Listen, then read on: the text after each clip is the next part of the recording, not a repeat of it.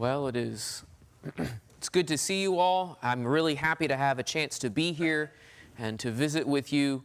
I have been visiting with you for a long time, on and off. I remember when you were in that building over there, and my aunt was complaining about spiders in the outside building. And as a younger guy, that's the part I remember, of course. And then I remember working on this room here, and then now you're working on another space. I think that that's really exciting. We're actually working to move to a new location, and the best picture I have is a Google Street View right now. So that's about as fancy as I can get, because we are this weekend painting and getting the flooring put in the next couple days. So because of this previous trip already scheduled, ducked out of that job. But I am really excited to be here with you. I'm really excited for my family to get to be here with you. And I want to thank you so much for the support and the love that I've received from you over the years. My wife and I moved with our two boys, and we have a daughter now, but we moved there, I think it was 7 years ago this month, or next month, tomorrow. And so we've been there for quite some time, and I had sent out some requests for support because the group was so small, and I needed the help to be able to work there. And this family very quickly wanted to help me in that, and that has always been an encouragement. I don't know very many of you individually, but I feel like I've just known you all for so many years that has been an encouragement to me, regardless of what the size is or the number of people that I'm able to reach when I'm in New York, that I know that you all are here, and some other churches that have helped me, but knowing you all for so long has been just a constant encouragement to me. So we're moving to a new location. The new address is 1510 Central Avenue. The old address was 1500 Central Avenue. Looks like a white SUV on the left. That building just to the left there, that's where we were. We were around the corner. So it's a big move. We might use a truck. I'm not quite sure if we'll even need the truck. We outgrew our space. It's one of those wonderful troubles and wonderful problems, and we found a new location. And again, using Google Streets and satellite to show where it is, the arrow is pointing to the powerful Google images that I showed you just a moment ago, and the circle is the big back parking lot. We are going to have the ground level in the back. And while there was no good picture from the front, we will have signage in the front, and there are some parking spots in the front, so when visitors are looking for us, there's the big 1510 in the front. People can park right by it and see a sign. They can walk through or be directed to a big parking area in the back. This is also helpful for you who have RVs. We have been able to accommodate people who are doing their big trips around the country. We have a lot of parking out back, and that can help with that. I think that this list of people is the current membership who's worshiping with us. We have a transient group. People are moving in for school or moving in for jobs and then moving out for school and for jobs. And so our directory keeps getting updated just all the time. And so I think that this list is fairly well updated, and you might recognize some people in there and possibly not. We are actually, in the next few months, we're going to be losing some members. One young couple have a new job opportunity back where they're from in Texas. We knew Texans living in upstate New York, that they would be going back to Texas. That's the nature of Texas. But then there is someone who's going to be continuing his doctor's residency. He's going to be in Pennsylvania for that. And then one lady's going to go live with her daughter and her grandchildren down in Texas. So that we're going to be losing some good members in that way. And so that's a little sad. But I know that we will be well. We've had times where people are coming and times when there's a lot of people going. For a good long while there, John Nowak and then Tim Wells and I were the three guys at church. And so we had to divvy up all the jobs between the three of us. And we were tried to be careful about our vacations. so that there would always be two guys there, and every once in a while there was just the one person, and so things would get a little bit tricky. But we've just continued to grow, and we're averaging now up into the 30s every Sunday, and that's just a real encouragement and a good thing. Simon and Teresa Harris moved, and Simon is another evangelist who's working with me. They came to Albany. I think it's been about a little over 4 years now, and that's been a really big help. Before Simon came, I was the second oldest guy at church, and so there's another interesting thing to work on. I actually am slightly older than I look, but I'm not that old, and so having someone who was at least in his 50s really helped. He was our old man. That's not that old, but we really were, it was just a lot of encouragement to have another evangelist, someone who can reach out and be able to be that help. And he and Teresa have just been a real blessing. Their son, Simon David, he's gone off to college and he's back and he's in between right now. And Faith is off at college right now. So those are kind of coming and going. But Simon is a real blessing for our work there. I can't remember what. Okay, this is what we look like. Usually I have to bring a bunch of pictures of the family because often the family are tied up. But that's Jack on the far left, and Heather, and that's me, and then Alice and Thomas. I think the picture is a year old, and so I don't know if I look any different, but the kids look a little bit older. So that's us. You'll be able to find us. I don't think anyone's wearing a space t-shirt this morning, though. One of the things that we worked on with our outreach and evangelism, and this is something that I like to talk about, is this is, again, Google's Street View. This is one of the bus stops that's pretty close to where we meet. And right there on Central Avenue, on one side of it is all the big box stores and the Target and the Petco or Smart and just all the big box stores. On the other side of the highway, or Central Ave, it feels like a highway, is a mall and then a lot of restaurants. And the bus line comes through there and works really well for a lot of people. And so on either side of the street, and sometimes Simon and I would take one side a piece, or maybe I just work it by myself and kind of go back and forth.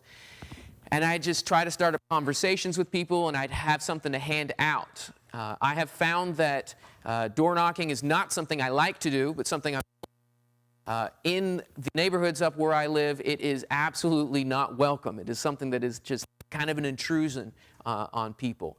But waiting at the bus stop, someone coming up and talking to you, knowing that a bus is going to take you away from this weirdo, has been good. In fact, sometimes when I'm talking to someone, I'm waiting for their bus to come take them off, because I get caught up in the conversation and I can't get to other people. Also, having something to hand out for them to read because they're sitting still and they've already played with their phone or they're going to be on the bus. And so having something to hand out. A lot of people don't want to talk to me, but really something to read. And so that's been a really helpful way of meeting some people. And haven't had a lot of studies come from that. We did have someone who was baptized, he and his girlfriend, and they had a lot of changes in their life they needed to make, and they tried to hang in there. They just didn't really want to hold on to God's grace in that. But it has been a really good way of at least getting the word out there and trying to offer people an opportunity.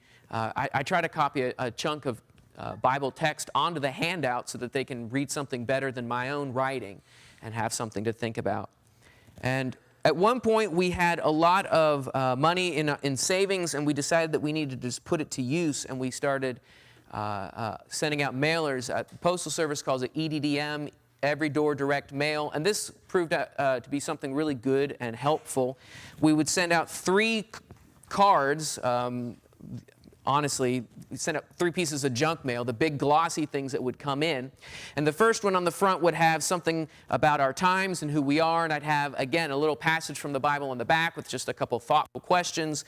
And then a sister that I know that lives in Pennsylvania is really good with graphics and colors. And she had these printables that you could print out with Bible verses. And she let us use 2 of those so that now, after an address would get a card, and then about a month later, that same address would get a new card, and all of our information would be on the back. And whether they are interested in us or not, sometimes people want something to stick to the fridge. and then we would send those out. They would get 2 very pretty cards with us on the back, and that seemed to be a good way of reaching people. We did get a lot of contacts and some calls. Mark received our mailer right when he was looking for a church in his growth and his development, and just immediately started coming and was baptized and has been with us for a number of years. And so that has been a good way of reaching out. One of the things that I think is absolutely vital where we are is just getting the opportunities out there. I find a lot of spiritually minded people where I am, and often it might be, oh yeah, I know someone who is going to church all the time, and the person I'm talking to isn't, or my mom took me to church all the time. And so it seems like I'm finding a lot of people that have a connection of sorts, and it's a matter of trying to find the person who realizes, man, I have a lot of guilt I don't know how to deal with. And so I'm trying to find different ways of advertising and getting that out there. We did a TV commercial for a while. We did the mailer. We use meetup.com as a way of just trying to find different opportunities. And so that is something that I'm working on. If you have questions about that, I'm happy to talk about it with you. Albany it's an old town, settled in 1616. So we are older than the Mayflower, settled in 1616. And so in a lot of ways, it's a completely different country. I've lived in the South, I've lived in the Midwest, and a lot of aspects of the Northeast is very different. And so you have old churches and old church habits and things like that isn't like the church culture that I grew up in, and not the same conversations. Albany itself is a small city, but that's because, again, this thing is going back to the 1600s. And so where they would block off the cities and where the new city would begin is a little bit funny. Albany is on the lower right-hand side, and Schenectady is on the upper left-hand side, and I think that might be as much as 20 miles. And so the whole metro that includes Albany and Schenectady and then Troy, that's just across the river on the far right, is a little over 1 million. And so there's a lot of people in that area that we've been trying to reach out to. It's a state capital on one of the biggest states in the country, one of the most influential. Whether you care about that or not, it's a big deal. There was a Bible-mindedness survey. I can't remember the association that was doing it, but they would interview people in major cities around the country, and they would interview people on the idea of Bible-mindedness, which is, do you ever pray? Do you ever go to church? Do you ever read the Bible? And then how often? And that was coming out every 2 or 3 years. And I don't know if they're still doing it anymore. But the first year I saw that, we were number 2 in the lowest possible ranking. We were right ahead of Boston as the least Bible-minded city in the nation. And then for the next 2 years, we won it outright. The Albany, just the people, I mean, and there might be cities that are worse off, but as far as big cities were going, we were in last place. And so this is a place that just really needs the help, really needs the opportunity to read so that people can have the opportunity to reject it. A lot like Jeremiah and Ezekiel. God said, you got to get out there. They have to have the opportunity to say yes or to say no. And so that's really what I'm trying to. I don't think it's that depressing, but I just know that it's not going to be readily grabbed onto by everyone I meet. It's a state capital. There's some growing industries. They're trying to make it Tech Valley. I don't know if that's going to happen, but they're trying to build the micro and nanotechnology ideas there. There's a lot of universities. Medical schools have been pulling kids in. We now have a law student. I knew there was a law school, but I have since found out it's actually a good law school. So if any of you are interested in getting back into school or trying to find a new job and you want to invest, putting 2, 3, 5 years into helping out at church, you might not have any more time than just showing up every Sunday and it's Tuesday, by the way, where we are, every Sunday and every Tuesday. That is such a blessing. And so if you want to try something new, but you don't want to be an evangelist, being a help and being a love and being in Bible class and having wisdom is such a blessing. And I really want to encourage anyone who is at all interested in coming up to go ahead. Again, we are in Albany, so when you hear that I'm from New York, it's not New York City. We are 2.5 hours north of New York City on the Hudson River. So, there's New York City's on the river, and you go all the way up, and that's where we are, and it's farm country. Get a map out and take a look at New York. We have the largest national park in the nation. It is big, wide open farm country, and wide open means the Sydney Church of Christ is an hour and a half away, and so that's nice. And we've gone out to Canastota a couple times for gospel meetings. But it is a long trek to find our sisters and brothers that don't worship right in town with us. In fact, Sister Glenda and Sister Kathy drive an hour away. They live an hour south of us because they need somewhere to go. And so we are just working so hard to build up and to be a presence and have this opportunity for people in Albany, as well as getting to know our sisters and brothers that are hours apart. That's who we consider part of our neighborhood family. And so just trying to communicate how helpful every soul is a big thing. Again, I want to thank you for all of the help that you have been and that you continue to be for me and my family. I'm always excited to get my kids to visit the churches that help support me. And I say, just think about what the singing's going to be like here, guys. And it's really exciting. And I just want you to know how much you mean to me and how good it is for us. And that you are a big help to the work there in Albany. And I want to thank you for that. I'm going to look at 2 Timothy today. And this is not, this isn't really a lesson about evangelism, but it has a lot of ideas that I've carried over into my own mind, and the keep continuing to do the good work aspect of evangelism in my own mind for the work that I'm doing.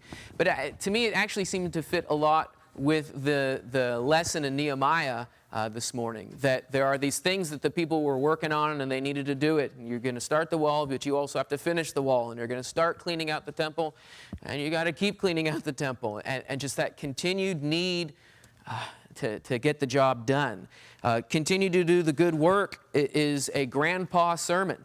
And it was written by, well, you can't really call him Grandpa Paul, but he's Old Man Paul. And this is one of those end-of-the-life kind of sermons and lessons. And he's saying you have just got to do exactly what you know already, but you have to do it. And so that's what I want to look at. And we're going to start by looking just in chapter 3, and we're going to eventually read through much of chapter 4, but I want to read the first 9 verses here in chapter 3. But understand this, that in the last days there will come times of difficulty, for people will be lovers of self, lovers of money, proud, arrogant, abusive, disobedient to their parents, ungrateful, unholy, unheartful, unappeasable, slanderous, without self-control, brutal, not loving good, treacherous, reckless, swollen with conceit, lovers of pleasure rather than lovers of God, having the appearance of godliness, but denying its power. Avoid such people. For among them are those who creep into households and capture weak women burdened with sins and led astray by various passions, always learning and never able to arrive at the knowledge of truth. Just as Jannes and Jambres opposed Moses, so these men also oppose the truth. Men corrupted in mind and disqualified regarding the faith. But they will not get very far, for their folly will be plain to all, as it was of those two men. And so, if you want to start a sermon off in a very depressing way, this is where you begin. The New Testament is full of lists. The Old Testament has a lot of checklists and laws. The New Testament, Paul loves lists. This is a horrible list. Is he describing what Nehemiah was dealing with? Is he describing the church that Ephesus was at, that Timothy was at? Timothy was at Ephesus for a while. I don't know if he's still there. Is he describing that church that Timothy was working with? Is he describing Albany? Is he describing this neighborhood here? It's amazing to me just how realistic all of this feels. And he says, if times of difficulty may come, that's not what he says, they're going to come. We need to do all the preventative maintenance we can so that we are ready for things, but no matter what we do, they will come. And that's just depressing. And Timothy, I don't think he's a young guy in this letter. I think he was a young guy at some point, and then for some reason we kind of think that he never grew up. I think that this is as he's older, and he's not full of energy anymore, and he is frustrated and possibly sad and depressed. I think that might be what this letter is dealing with. And he's worn out, and he is dealing with trouble, and Paul says, guess what? Times of difficulty are going to come. Whatever you're dealing with now, they might get worse. And these are the sort of people that we're dealing with. Selfishly feeding themselves, feeding their own passions, thinking about what I want. I don't want to cook my own food. I don't even want to drive to McDonald's anymore, so I'm going to use the app to get somebody to cook it and then drive it to me.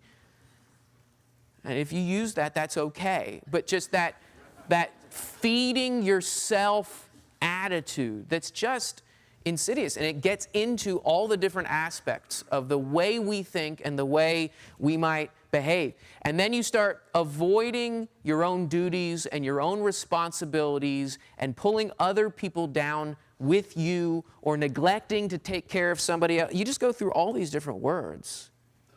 Find your favorite one or your least favorite one and think about how rough and abusive this kind of person or these kind of people are. It's just a reality.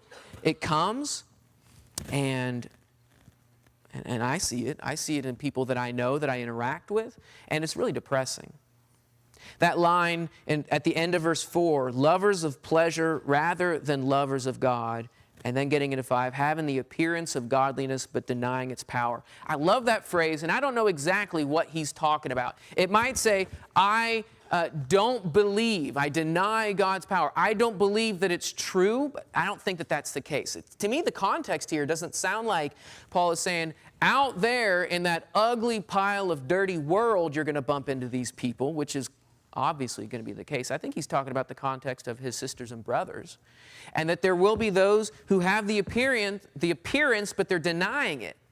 And it's almost like, I'm going to show up, and I'm going to wear what I need to wear, and I'm going to hold what I need to hold, but I'm not going to let it affect me at all. And they're denying God's own power on them and their own growth and their own changes and what they need to be and what they're going to do. And that's despicable. That sort of hypocrisy is what Jesus kept fighting against. And so what's going to happen? The creepers are going to come in. And they're going to hurt people. And they're going to ruin. And they're going to destroy. And they're going to take people apart. The people who already are so overburdened and overwrought. It's kind of like that pyramid scheme. I know how you can make a lot of money. Just pay and get into this program and get other people to pay and get into this program. And then people get so overwhelmed and they don't know what they're doing. And that's the way a lot of teachers capture people. And Paul says, guess what? It's going to happen. And he closes it with some hope. They'll not get very far. Their folly will be seen by all, but not after they hurt people. They're going to come in and they might take some of us away, and then we'll recognize it, but we might not save everybody. And this is just awful. And Paul says, this is what's going to happen. And so in chapter 3, verses 1 through 10, there is an absolute need for work. Trouble is coming. We have to be ready. And starting in verse 11 through 17, where we're going to be reading through, there's this sense for the ideas and the sense for the way we need to think and be prepared for work. And he's going to start introducing the tools for working on these sorts of problems at the end of chapter 3. And then in chapter 4, he's going to get into this practicality on how to do that. So we understand that there's a need, and now he's going to talk about how to think about it and what we're going to think about as we move forward.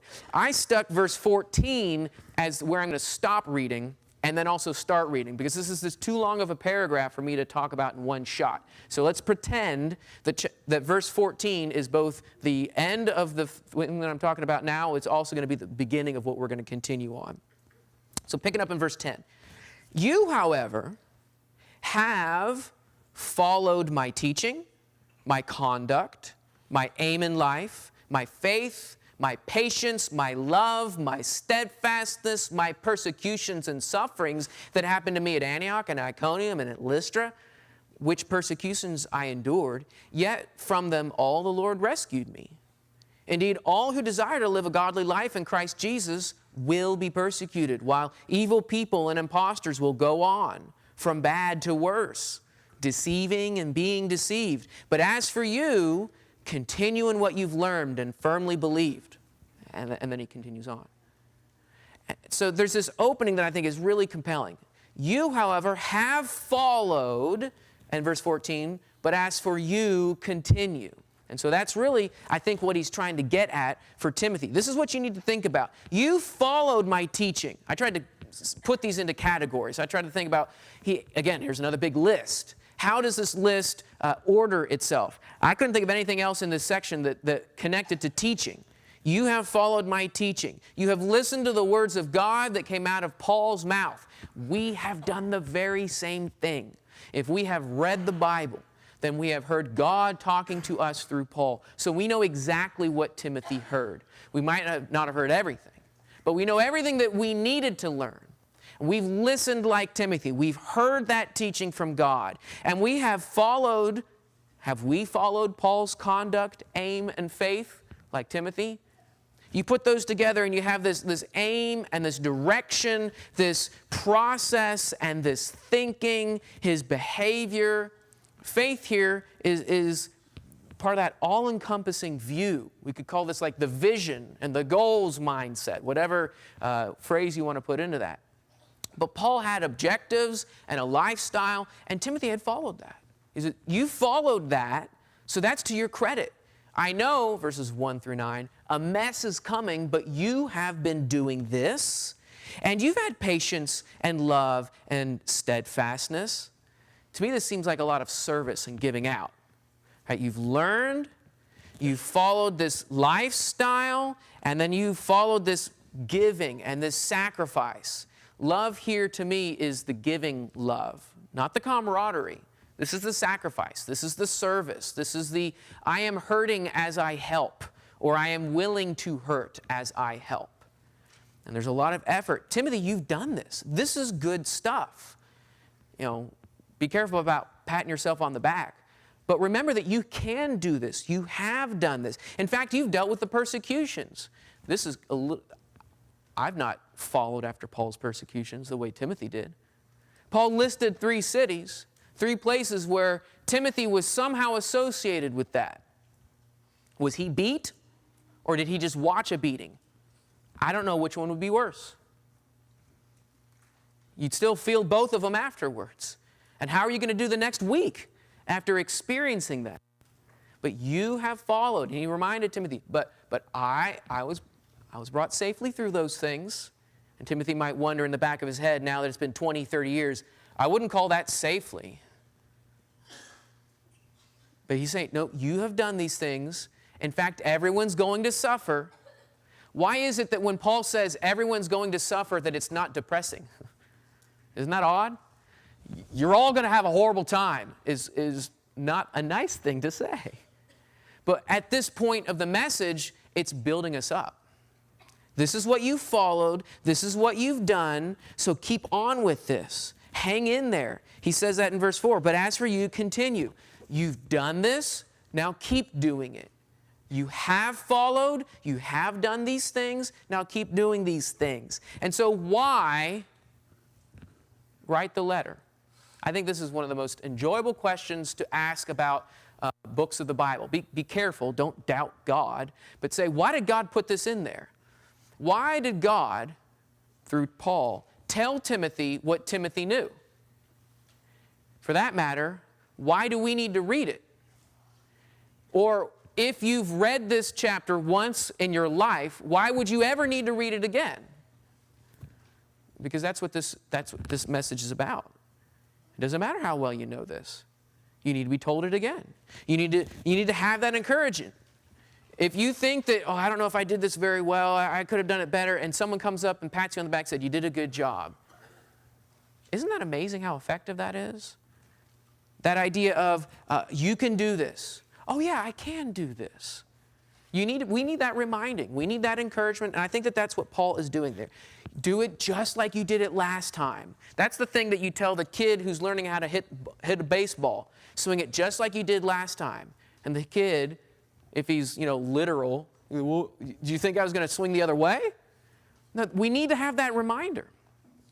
And that's what Paul's given Timothy. And I think that it's a really interesting section here. It makes me wonder, is Timothy now older? He said, well, it was easy to do when I was in my teens or my 20s or my 30s or whatever it is. It was easier then. I'm a different person now. I'm a married man now. I've got kids now. Who knows what is pulling at him and pulling at his emotions? That was before I got to know these people that Satan took away from me. There's any number of reasons why things could be harder for him now. But the reminder is, whatever it was that saved me back when I was an awful knucklehead is the same thing that will save this person now. It doesn't need to be any better than what it was when it saved me. The message doesn't have to change. There's not a magic button. There isn't a new technique. There isn't some sort of magic PowerPoint presentation that's just going to do the job any different than what I needed 10, 20 days ago, years ago. It's the same thing. And he's just trying to get Timothy to understand that. And so then he gives him the tools to continue on. Picking up again verse 14. But as for you, continue what you've learned and have firmly believed, knowing from whom you've learned it, and how from childhood you've been acquainted with the sacred writings, which are able to make you wise for salvation through faith in Christ Jesus. All scriptures breathed out are inspired by God and is profitable for teaching, for reproof, for correction, and for training in righteousness, that the man of God may be complete or adequate, equipped for every good work. I love how underwhelming verse 17 is. You can use the Bible and you can be adequate before God. And, I want to be amazing. But in the context of just standing before God, adequate's pretty amazing. and this is going to get me there. This can get me there. He's saying what Timothy needs to do to keep moving forward. You've learned it. You've heard the truth, whether you observed it and listened to Paul and you heard that message, or just walking with Paul every single day, you slowly absorbed his habits. And that's what's really good about building those daily Bible reading habits. The first few months, you'll notice, well, I have no idea what I read today. It's okay. You read today. And as time goes on, you remember it every single day. You know what you read. And you build those habits and you slowly absorb that you've continued what you've believed. See, he got to see miracles. None of us got to see miracles. The reality is that you know how awful you were. You do. And you're not that way anymore. I hope. You are so different today. You are better. I know how bad I was. And I wondered at one point, what am I even doing? How can I be better? How could that even possibly be? And I have been, is it a miracle? Miraculously changed over the years so that I can be what I am today by the grace of God. That is the evidence and the proof that we can know what we've believed. That's how God works today. And you know from whom you've learned it, Paul says. Is he talking about his own preaching, or is he talking about Timothy's mom and grandma? Do you think Timothy's mom and grandma, when they taught him all those little Bible songs, the wise man built his house upon the rock, I don't know if that one got around to Timothy by that time. Do you think that they knew how powerful all of those habits were going to be for this kid when he was 3 or 6 or 9? Was it just showing up at the synagogue week after week after week and taking the time to make that worthwhile? It could be the fact that God gave Timothy some learning too. I don't know. And then he talks about the sacred writings. When I was studying to get ready for this lesson a little while ago, the phrase sacred writings jumped out, and I thought, well, that's a rare word. Paul often says the word or the gospel, and he said the sacred writings, which makes me think maybe Paul was talking more about the Old Testament than we talk about the Old and New Testament.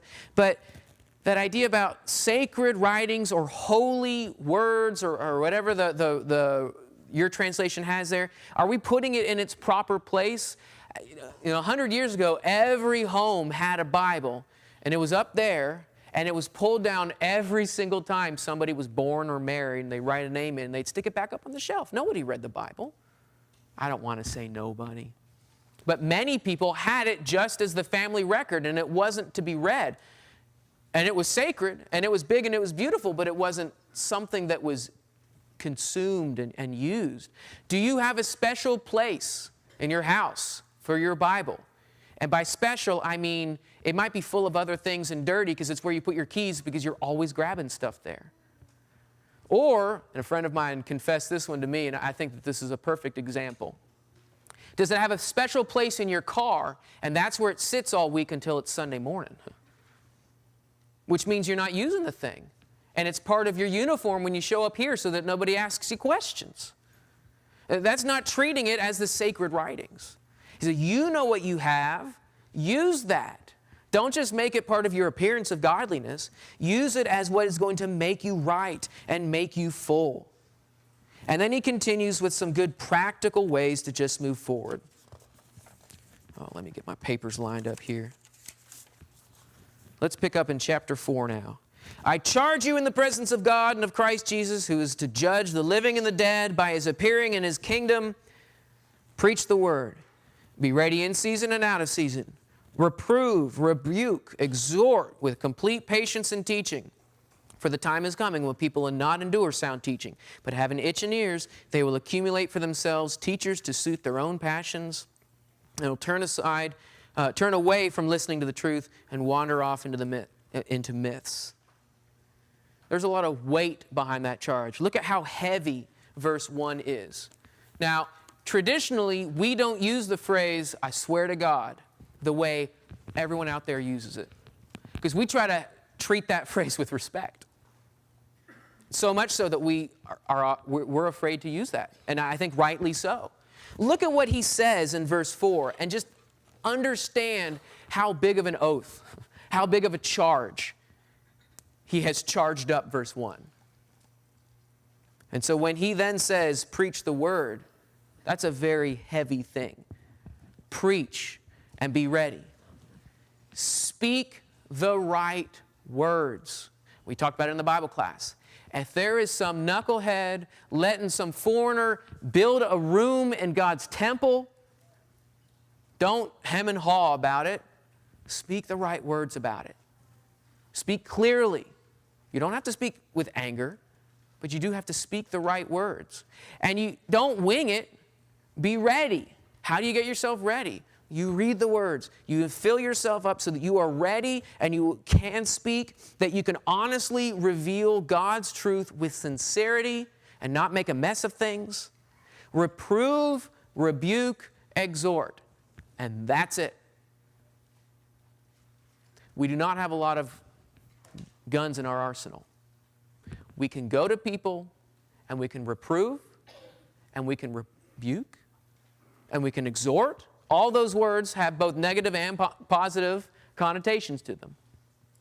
And that's what we do. You don't grab people by the wrist.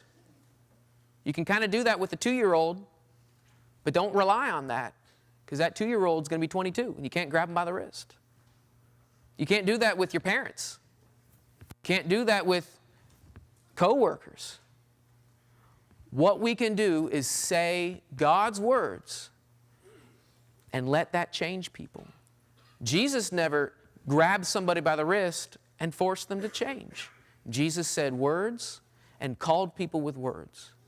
And that's what we can do. And that's hard.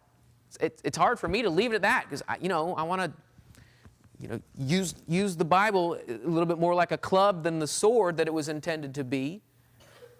But that's what we need to do. That's our job. And he says, preach the word, reprove, rebuke, exhort with complete patience and teaching. Not exhort with complete frustration and yelling, but with complete patience and teaching. That means you cannot use Facebook. You can't do this with social media.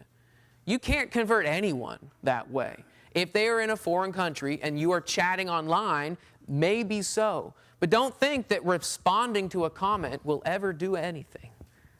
But do know that speaking to someone face to face with actual words coming out of your mouth and actual, genuine, sincere eye contact, you can help affect hearts with patience. That's a big thing. So this is the way to do it. Be ready and speak and reprove people and do it with patience and this full teaching so that it's ready. And why do we need to do that? Because they're not going to change and they don't want to listen to it and they're going to go find someone else they'd rather talk to. But you did what you could do. A lot like what God told Isaiah and Jeremiah and Ezekiel is that you got to get out there and you have to preach, and I'm going to make your skull this thick so that you can deal with that trouble, but you have got to tell them what they need to hear. Because they're going to find their own preachers and they're going to listen to whatever they want to do, but if they will give you 2 minutes, 5 minutes, enough time to drink a cup of coffee, and coffees now are pretty big, so that's a lot of time, you can get that opportunity to talk to them. And that's the weapon, that's the tool that Paul gives Timothy, that Paul gives us today. And it's a big deal. Just keep saying the good things. All right, we'll close out now, starting in verse 5. But as for you, always be sober-minded, endure suffering, do the work of an evangelist, fulfill your ministry. For I'm already being poured out as a drink offering, and the time of my departure has come. I have fought the good fight. I've finished the race. I've kept the faith. Henceforth there is laid up for me the crown of righteousness, which the Lord, the righteous judge, will award me on that day, and not only to me, but also to all who have loved his appearing. I mean, how many times can Paul say, just keep doing what you're doing? Over and over and over. He says it with new vocabulary and new phrases every time, but he's saying, Timothy, you know it, you've done it, do it again. Be sober-minded, clear up your head, be ready for this, endure and bear up because the trouble is coming. And then he says, you do the work, right? It's almost like that command. You, Timothy, you do the work because you have to do it and fulfill your ministry. Ministry is all about service. And so that I thought was a neat phrase, turn of the phrase. He starts off with you personally have to do this so that you can serve them. You have to, and they need it. And I thought that was a really interesting connection there. That I have to get up off of my couch and do what I have to do so that I can serve what they are needing. And why does Timothy have to do this? Because Paul's about to die. Paul says, I'm done. We know Paul was going to be preaching. If he could have done his own eulogy and done his own sermon from the coffin, he would have done it. But he was eventually going to have to stop. And he's telling Timothy, if you don't, what's going to happen? Earlier in the letter, he says, you need to find faithful men and entrust this to them. Timothy, you need to do this. And isn't that interesting? That for 2,000 years that's worked? What sort of structural hierarchy is there?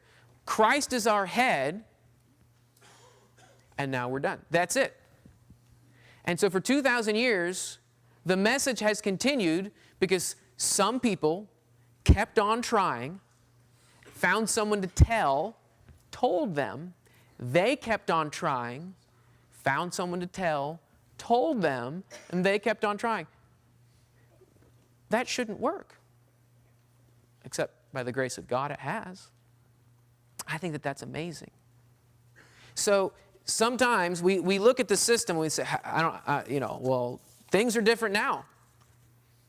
Well, yeah, of course it is. Everything's changed so much that it's the same again. So it's worked for a few thousand years. It's going to continue for the next however long. And that's just what we need to do. That's what we need to do. I like to close with a psalm. We're not going to read all of Psalm 19.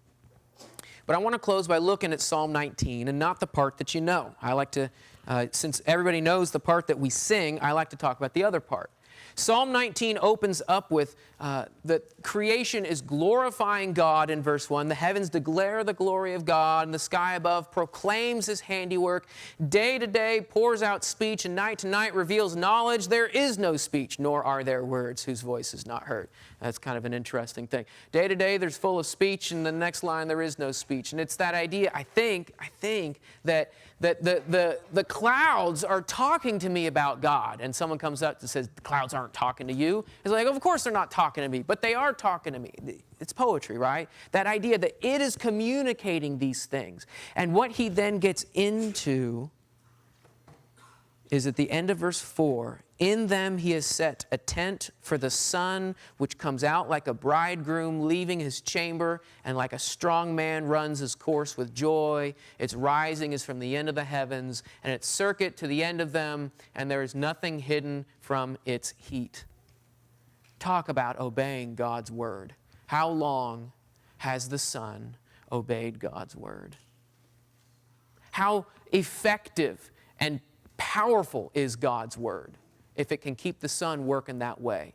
And that's what he then gets into in verse 7, the law of the Lord is perfect.